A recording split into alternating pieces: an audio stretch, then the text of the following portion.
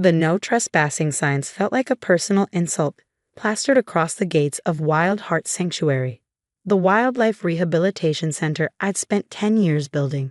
Behind them, bulldozers sat ready to tear apart 500 acres of carefully preserved habitat. Ms. Rivers, one of our volunteers, Katie, approached with tears in her eyes. The transport team is ready. We need to start moving the animals. I nodded, trying to keep my voice steady. Start with the critical care cases. The new facility in Vermont can take our most vulnerable residents first. My name is Alexandra Rivers, and at 32, I'd just been forced to evacuate the largest wildlife rehabilitation center in the Northeast.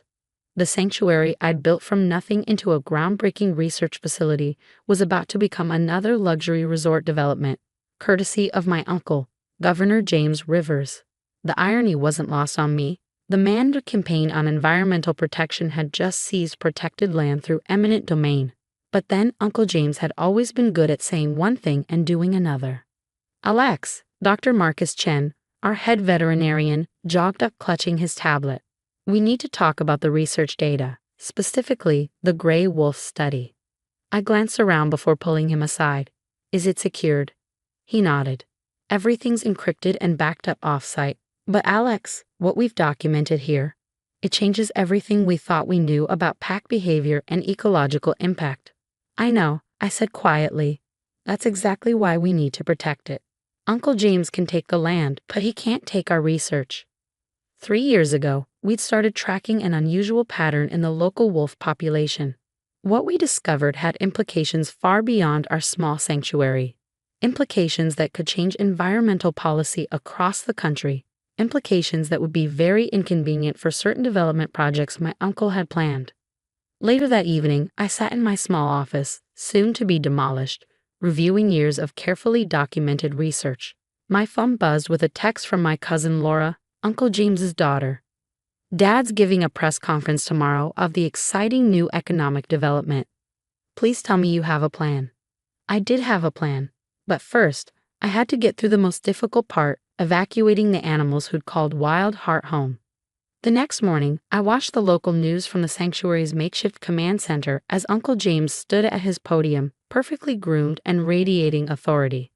This project represents a vital economic opportunity for our state, he announced, gesturing to architectural renderings of the proposed resort. While we respect the work of Wild Heart Sanctuary, we must balance environmental concerns with progress. My phone rang. The caller ID showed Mom. I let it go to voicemail. She'd been trying to play peacemaker ever since James announced the land seizure, suggesting I take a position with the family's real estate development company instead. Alex, Katie called from the doorway. The news crews are here. They want a statement. I smoothed down my well-worn field jacket and stepped outside. Cameras turned to focus on me as reporters shouted questions. Ms. Rivers, how do you respond to claims that the sanctuary was financially unsustainable? Is this a family dispute? What will happen to the animals? I held up a hand for quiet. Wild Heart Sanctuary has been more than just a rehabilitation center.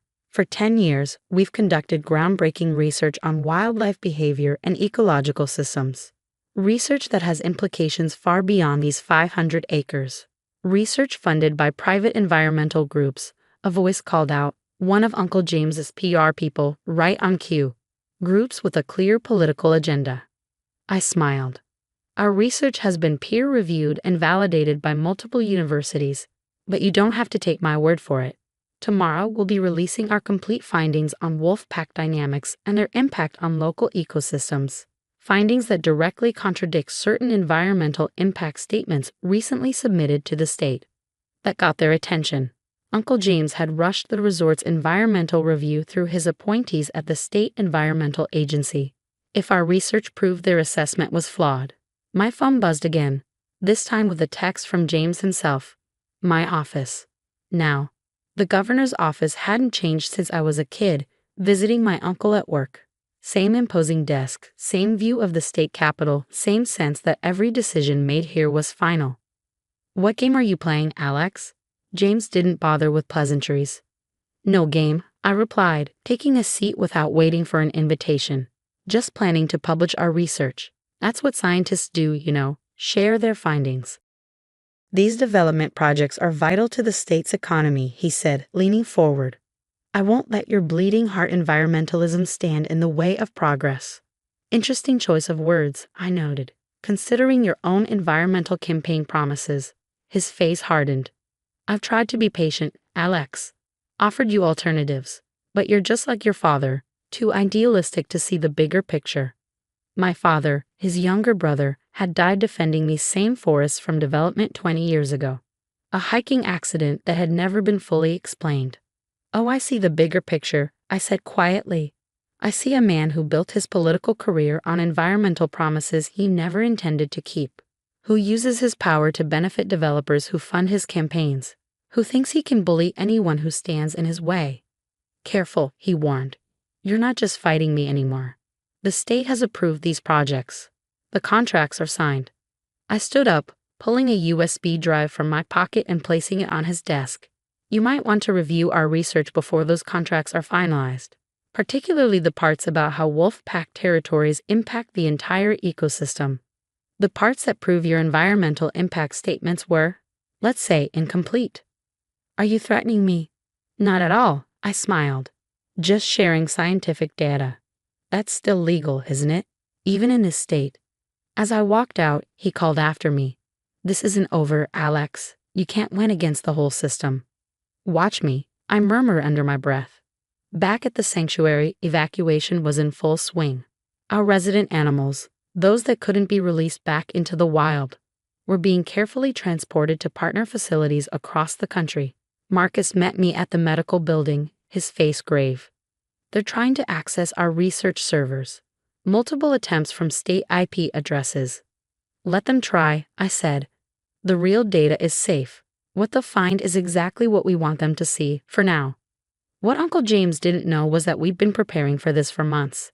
Every piece of data, every observation, every breakthrough had been carefully documented and verified by independent researchers. More importantly, we discovered something in our wolf study that would change the entire conversation about land development in the region. We just had to play it perfectly. The morning our research was scheduled to be released, I arrived at the sanctuary to find state police blocking the entrance. Sorry, Ms. Rivers, Officer Martinez said apologetically. Governor's orders. The property is now under state control. I nodded, having expected this. That's fine. Everything we need is already secured. My phone buzzed. A message from Laura. Dad's called an emergency meeting with his development team. He looks worried. Good, he should be. At exactly 9 a.m., our research went public, not through state channels or local media, but simultaneously through 3 major environmental science journals and the National Wildlife Federation. Groundbreaking study reveals critical wolf ecosystem link. Wild Heart Sanctuary Research Challenges Development Paradigm.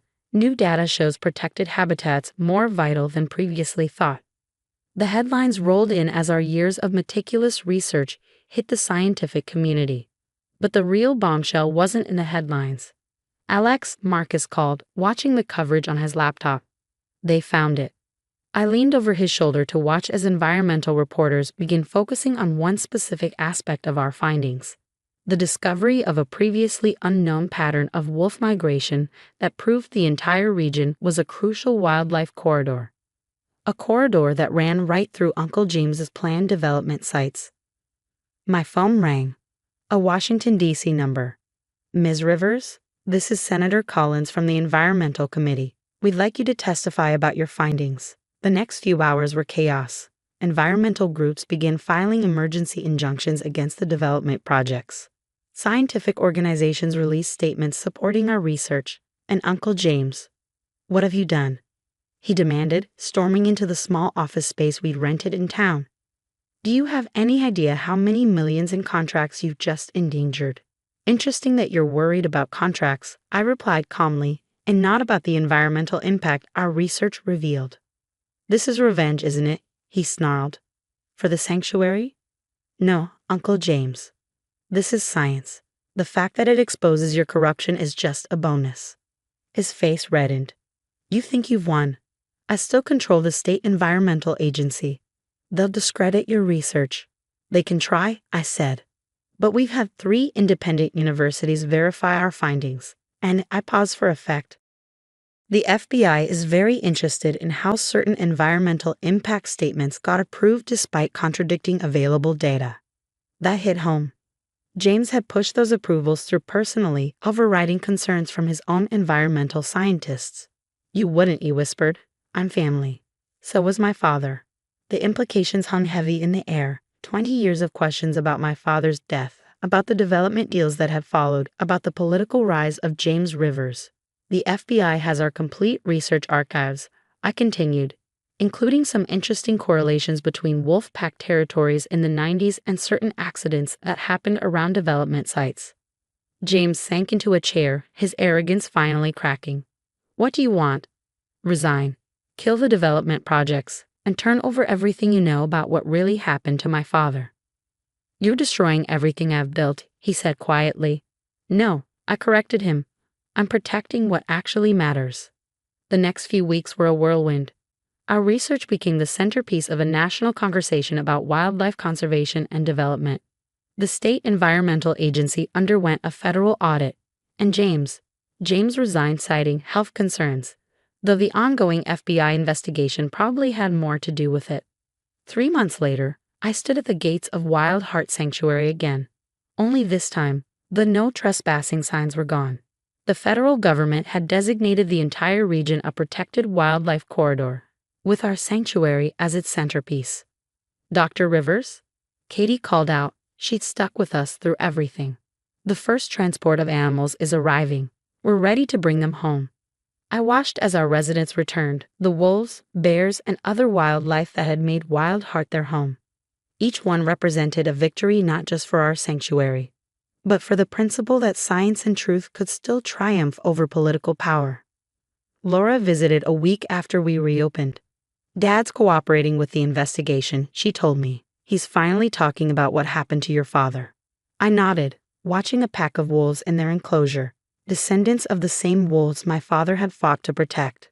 Sometimes the truth takes time, but it always finds its way out. A year after Uncle James tried to destroy Wild Heart, we'd expanded our research program to include 3 more sanctuaries across the state. The wolf study that had started it all became required reading in environmental science programs. More importantly, we'd proven that careful observation and documentation could be more powerful than political influence. That science could stand up to corruption.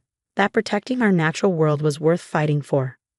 The old governor's mansion, James's pride and joy, was turned into an environmental education center. Sometimes I catch him washing our sanctuary's public wetlands, seeing the wolves he tried to displace thriving in their protected habitat. I kept his resignation letter framed in my office, next to my father's old research journals, a reminder that power built on lies will always be vulnerable to simple, documented truth. Because in the end, nature doesn't care about political connections or development contracts. It only cares about survival, about balance, about the intricate web of life that connects us all. And sometimes protecting that web requires not just scientific knowledge, but the courage to use it.